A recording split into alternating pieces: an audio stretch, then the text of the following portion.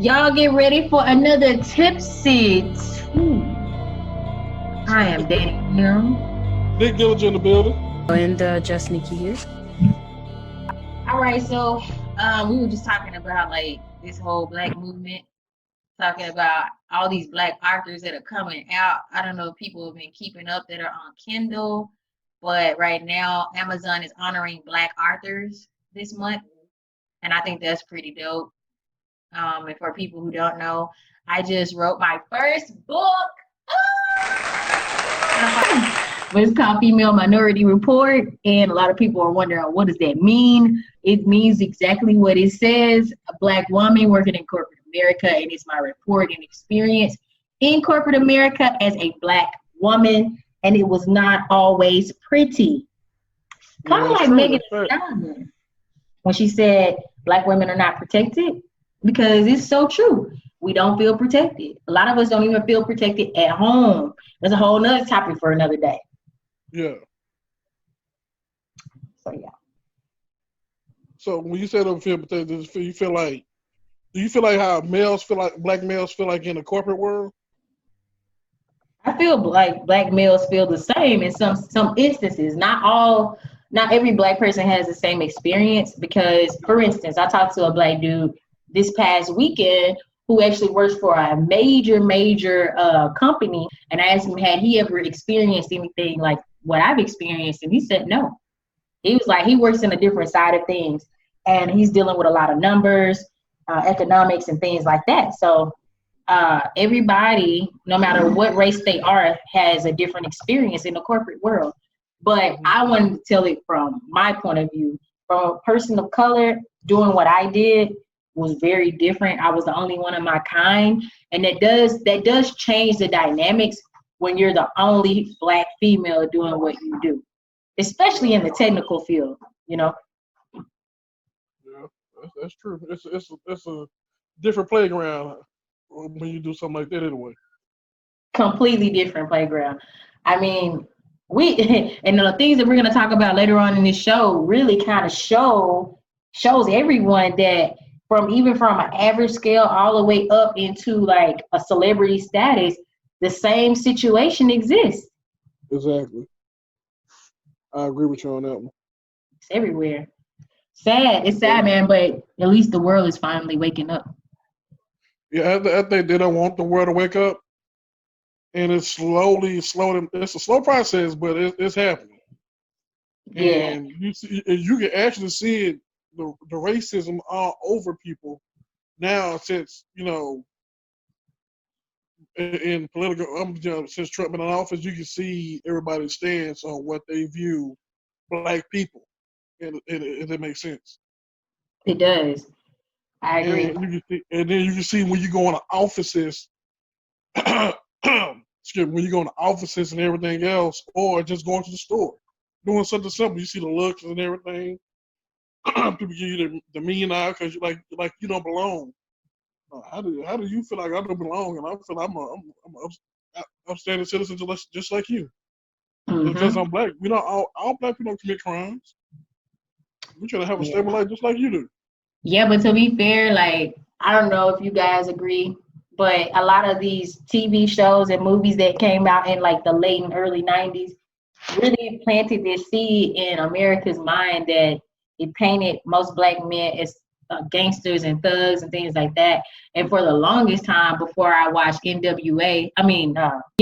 I watched that official film that they created, which was like a redo of Eazy-E and all of Ice Cube and all of those guys. Back when I was a kid, I honestly thought that NWA was really thugs, gangsters, shooters, gunslingers and things like that. But it wasn't just about that. When I became an adult and I watched that movie, I realized that NWA was a group of black men who were against police brutality. See, they're never specific about the mission and the purpose of forming a group. Same way with the Black Panthers. A lot of people associate the Black Panthers as being a racial group. And although, they are all black people, that group, but the reason for that group forming was to protect the black community against another Black Wall Street. For people who don't know what Black Wall Street was, that was the huge burning down of a successfully built Black-owned city with doctors, lawyers, anything you could think of. That Black community and those Black communities with an S had it, and they were literally terrorized by white racial groups who did not want that competition with the Black community in 1921 in Tulsa, Oklahoma. So people have to be careful when they misjudge or misname particular Black groups of people. And you got to really know why they were formed into existence in the first place. Black Panthers was formed to protect and to serve their community as they should against terrorism within their own country. Yeah. you know you on the show too. Yeah. Yeah, thinking back what you just said, it's amazing. Like you said, they had doctors, lawyers. I mean, anything you could name, Black Wall Street had. Then it got burned down, and then that's how you have your Highland Parks right now down here in your gated neighborhoods because of Black Wall Street gave you the blueprint. Now it's amazing to me that I see a lot of my white people will say things, go back home and all this stuff. I'm like, okay, it's kind of weird. You go back home and stuff, but still the ideas. Right. Like ideas are being stolen, like literally. We created a lot of things in this country, and still we get the back end of go home and this you don't belong here. Well, I asked to be here. We didn't land on Plymouth Rock landed on us. Seriously. And so when I see, I know we touched the topic on Karens around the states, and it trips me out when I see that, especially when Black people's not doing nothing, or even Hispanic. I see the Karen that mess with Hispanic not doing nothing. And you want to take charge like you got the white privilege. It's crazy to me. Why do you want to do that to people? You expect no repercussions to happen. Oh, because most people feel like they live above the law. Mm-hmm. If they're not Black. Yeah. And I really don't like the term Black. Like we're not. I don't know. It's weird. All this is just strange. All of this is just jacked up and not correct. It's not correct terminology. There are so many people that are Afro-Latina and they don't know it. There's so many people that are Nigerian, that are Ghanaian. There's so many people that are Egyptian. They don't know it. I have to say, there are Latinas out there that definitely know they're Afro-Latina. They just don't want to claim that Black side. Bruh. I actually had a friend who was Afro-Latina. He was actually Panamanian. And when you look at him, you would think, oh, he's Black. Like he looked Black. He had chocolate skin, pink lips, coarse hair, big nose, big lips. Like you would think he was Black. And then like as soon as I called him Afro-Latina, he caught an attitude. He's like, don't ever fucking call me that. Just let your soul go. That again. It's like, that's what you are though. He's like, well, how can I erase my culture? And I'm like, I'm not telling you to erase your culture. What are you talking about? I'm just saying you're Afro-Latina. Like there's nothing wrong with that. But he was pissed. He did not want to be called that at all. So yeah, there's people that that know that they have Black in them. They just don't want to claim it for some reason. I don't know. That's crazy. Yeah. I have a friend. He was born in Panama, and he was raised in. Matter of fact, he's my teammate at Cisco Junior College, and right now he's doing. He's an actor right now. He was a football player, now he's an actor, and he loved being a Panamanian. He said, "Yeah," I said, "I have no beef with what I am. I mean, what I am is Panamanian." I said, "I have no beef with being called African American, but he just wanted to let people know who he is." I said, "Well, I mean, it's your choice what you want to do. I mean, it's cool and all, but I mean, you're still Black in their eyes, regardless how you feel." Yeah. But I don't know, child. It's a touchy subject. Yeah. But that's the thing. It shouldn't be touchy anymore. Yeah. Like It shouldn't be. think about, as long as we continue to make it a touchy subject, we'll never be able to progress and move past it. So a lot of people, we spend a lot of time patching up the ugly truth instead of addressing the ugly truth head on. So that's one of the reasons why I wrote my book. It's like, people are gonna say, they're not ready for this conversation. Oh, it's too controversial. That's the problem. If we keep labeling Blackness, African American issues and attitudes and stereotypes as something too touchy, we will never grow past it. That's now the time. Oh, go ahead. Yeah, no, I agree with you. I wanted to sneak in a little story here. So I had a friend who was transgender, okay? And there's a point to this story. Okay, but just let me explain it. Also, I've had a sangria, so that's why you were quiet. Yeah, I was vibing. All right, so anyways, he's transgender. He's male into female. He didn't want anybody to know, which is fine. But he was also a furry. I don't know if any of you guys have heard of that before. Have you guys heard of that? It is like anime terms. Not really. No, it's like people who like to dress up like an animal. Okay, I know what you're talking about now. Yeah. So I was pretty good friends with him, I would say. And so one day his brother came into the room, and he's white, by the way.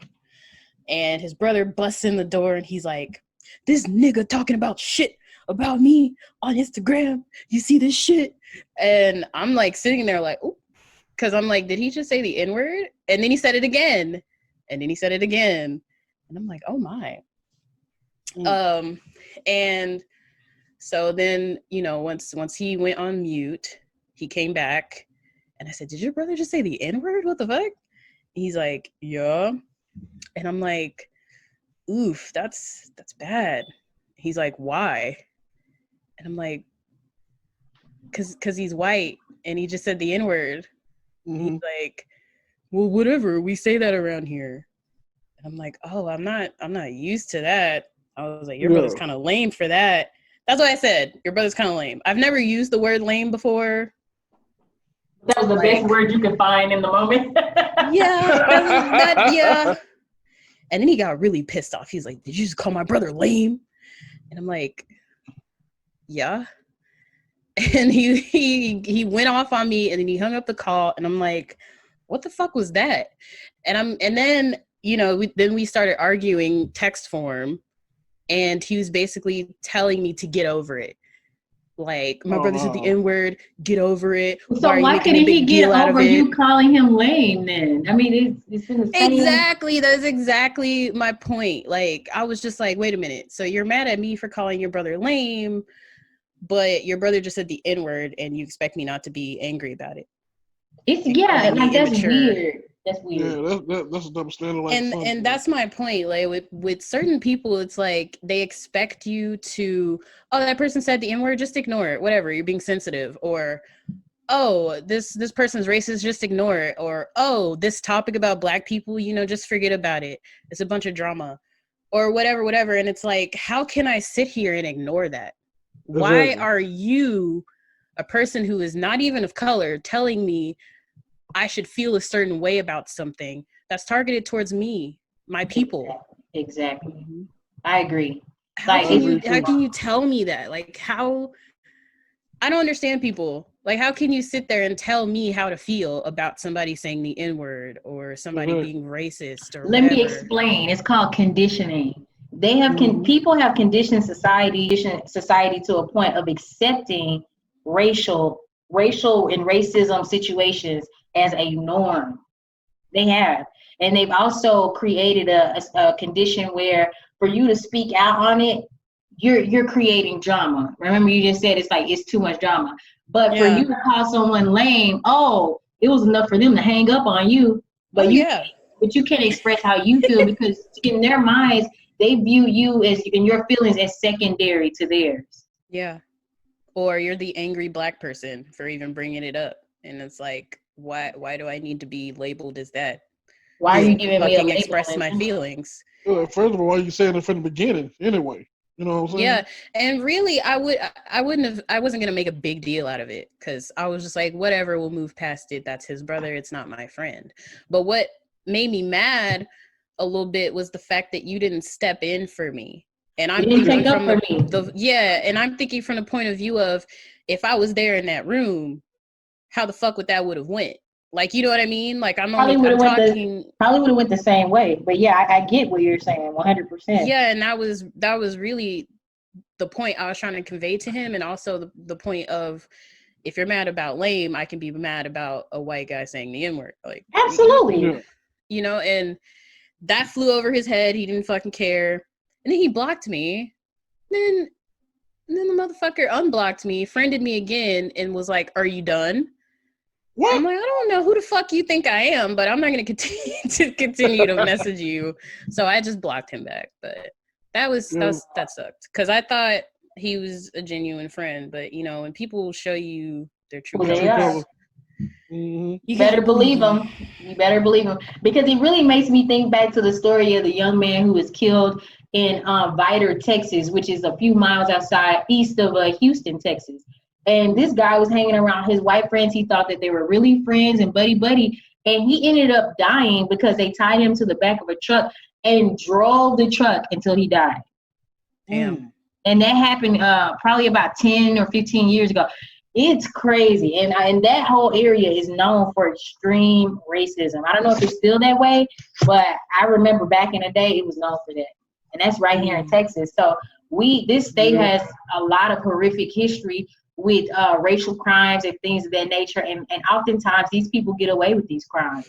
So that's the thing about it. So when people complain about the protest and the rioting and all that, you have to understand where this is coming from, why they're standing up, why they're being persistent, why are they reacting this way? Because this country has reacted to Black people in a very violent way for centuries.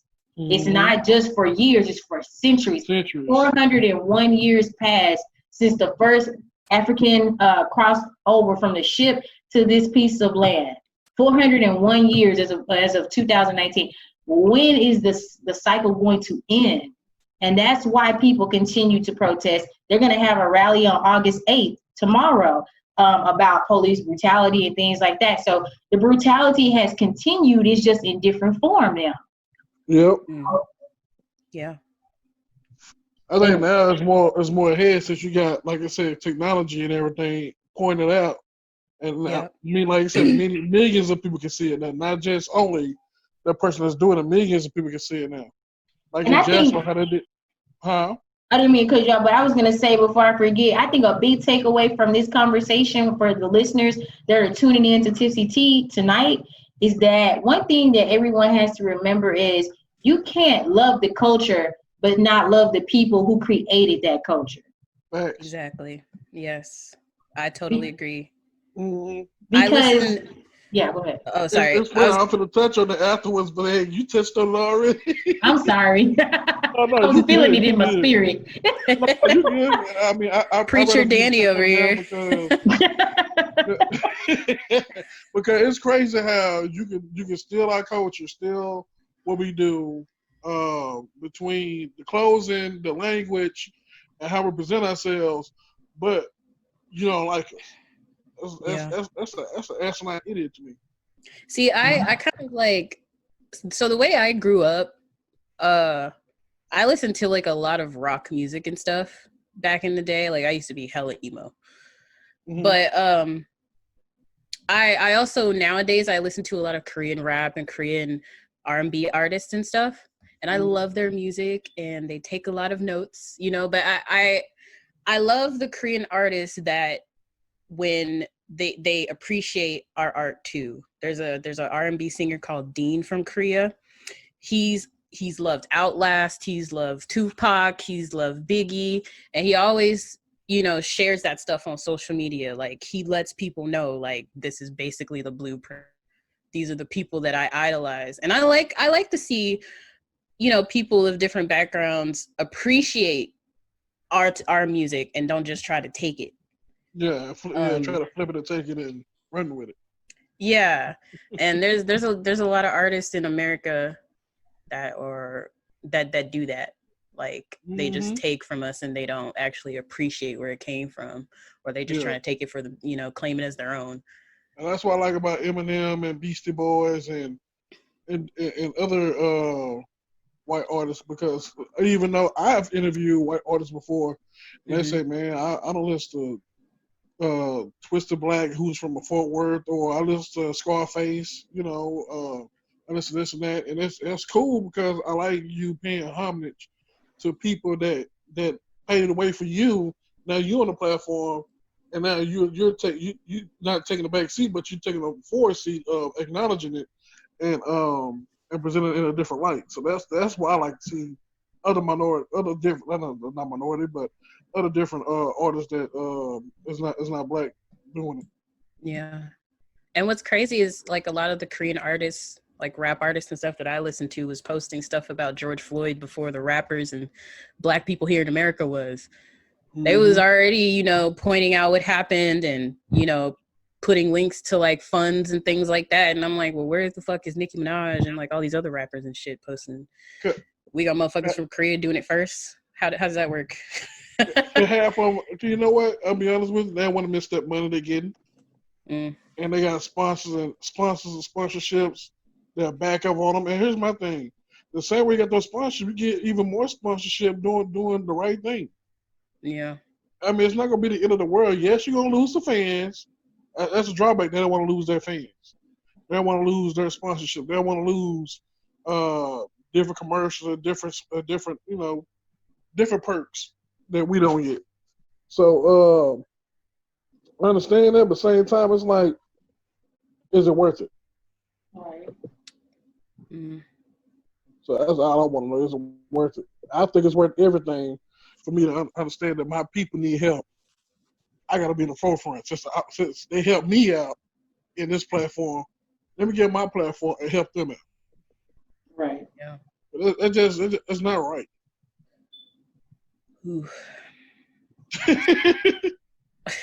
There's a lot of things that aren't right though. They haven't been right.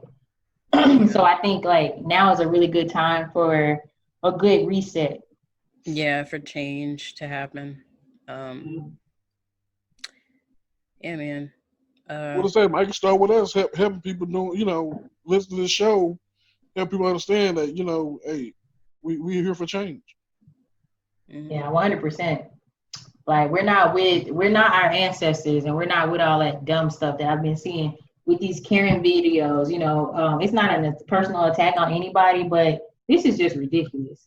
Like there's no reason why a person can't go into their condominium building and walk up a flight of stairs and go walk into their apartment without being harassed, asking, do they live there? Because you don't believe that a black man is capable of working and paying rent in the same building that you live in. It's just crazy. Like it's funny you brought that up because I just saw a TikTok earlier it was called microaggression, and it was a black woman with a key to her room. She's like, excuse me. And she's like, yeah. And she's like, I've never seen you before in this building. Do you live here? And she's like, well, I have a key. So, and she's like, well, I've never seen you before. And she's like, well, I've never seen you. Right. And she's like, well, you're getting aggressive, so I'm going to call the police. Like, I don't understand people who think like that. Like, why do you, like, how the fuck do you know everyone in this building? And why are you asking this one person if they live there? Like, I don't know. That shit don't make sense to me. I think it's what they said. Their condition is to hate people or people like us. And when they see us on the come up or something, in some form of a come up or something, they don't like to see us come up. Some of them, not all, like to see us come up and live a proper life. That's what I think. But it's low-key stupid because if this person was fucking dangerous, like, why are you alone, a white woman, with this person? If you think they're dangerous, like, can't they just hurt you right now? And then there you just answered your own question. They know that person is not dangerous. They want to harass because they know that they can get away with it because they know or they believe that they know that they're above the law. That's where it all comes from. And the whole term Karen, for people who don't know yet, if you don't know by now, you don't ever get on social media. quite apparent. Yeah. But Karen is a derogatory term used in the United States and other English-speaking countries for a woman perceived as entitled or demanding beyond the scope of what is appropriate or necessary. Yes. Now, if Wikipedia has that definition, I read that straight off of Wikipedia. They're even trying to make it a derogatory term. Like they're trying to compare it to the N-word now. Like if you call me a Karen, then that means you're racist. No, the thing is, Karen can be most closely associated to Black angry woman. Because that's what a Karen is, just a white angry woman who think, that's entitled, and a Black angry woman is just what I just said.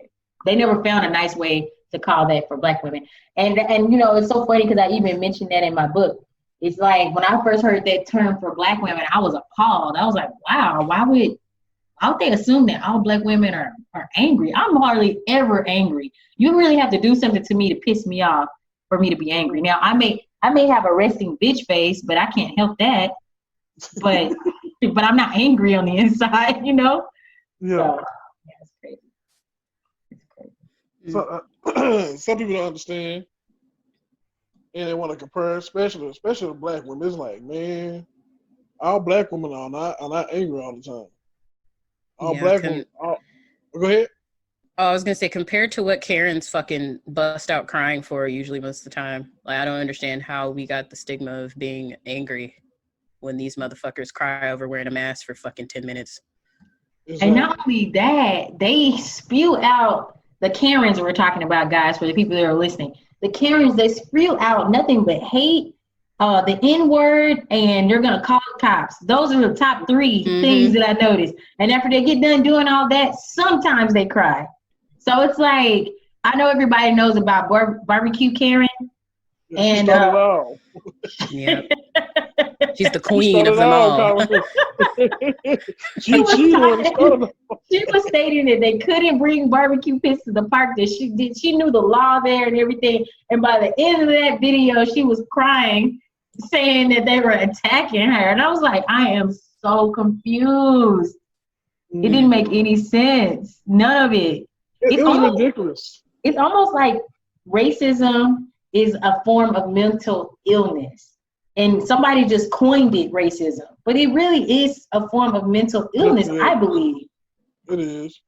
And it needs to be addressed. It's a national illness. It actually is global, but I mean, since we're talking about our country. It is.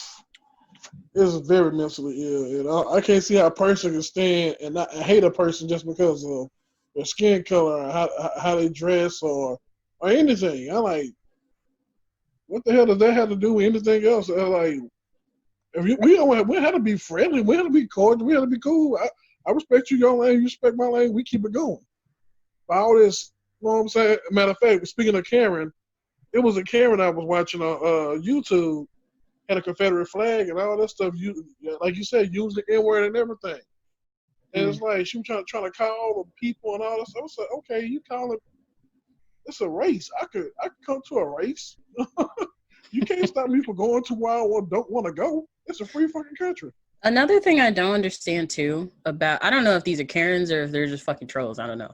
But like, they'll be so hard at being like, Trump isn't being racist. You're just making a big deal out of nothing. And then they turn around and they say something so fucking racist and ignorant after that. Like, they call you every fucking slur. And it's like, hang on. So you're trying to tell me he's not racist and you're not racist for supporting him, but then you call me a bunch of slurs after. How does that make sense? Karen, talk to me. Tell me how you think. I need to understand. It's ass backwards thinking. It's like, go ahead. I was just gonna say, one of the most epic Karen stories that I've heard. There's two. One was when there was a black man that was working at a hotel, was trying to check in this white couple, and he was doing everything in his power that he could do to make sure that they had their booking and everything was sorted out and organized. Is it the lady, It's Above Me guy? Yeah, the lady flipped her top. Thanks for stealing the shine, man. Yeah. We can cut that out. Pretend like I didn't say that. No, you're fine. And she like was going ballistic on him. I can't remember exactly why she was pissed, but something wasn't going in her favor. And she started calling this man the N-word, everything. And he was like, she was like, so can you get me a room or not? He said, I'm sorry, it's above me now. It's above me. Everything she said, it was above him. He was like, you know what? I'm not dealing with this racist woman. She started recording and talking all sweet. And he's like, well, ma'am, you called me the N-word just a second ago. She's like, well, I'm sorry. I didn't mean to call you that. He's like, it's above me now. I'm not. He was extremely professional. He kept his composure. He never lost his temper or anything. So I commend that young man. Thank God to people who deal with Karens in stores and stuff, because holy crap. That's a lot of patience. Fact. God bless you.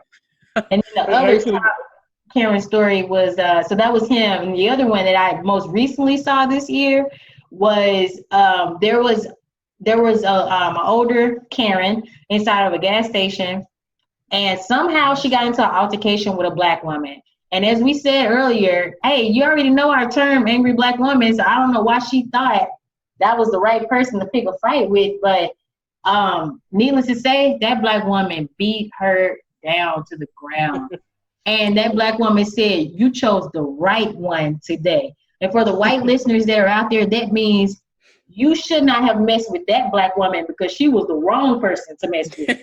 That's what that means. It's basically saying you done fucked up. Also, to white people, when we say it again, don't say it again. Please don't. Don't. That is a warning red flag. Don't say anything else. Turn around and walk away. Yeah. Please. Just thought we put that out there.